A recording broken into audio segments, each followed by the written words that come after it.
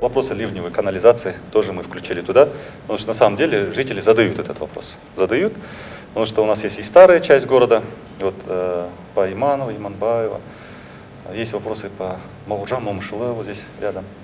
Вот недавно, буквально на прошлой неделе, мы с общественным советом, с депутатами выезжали именно на самые больные точки, вот на Баужам, Момышылы, где мы трубу поменяли. И очистные сооружения расширяем, дополнительные насосы ставим. То есть это инженерная инфраструктура, которая сейчас вот осенью начнет работать. По Ташеново болото было, помните же, да? Болото было, запах был, комары, ну все это.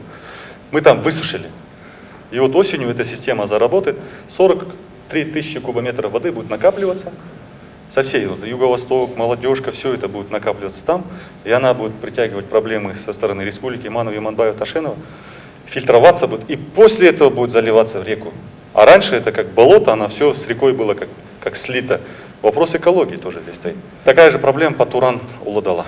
То есть таковых точек у нас много, и вот такие основные, системные мы сейчас решаем. Выделяются огромные средства, это на контроле партии. Это такая системная ежегодная работа.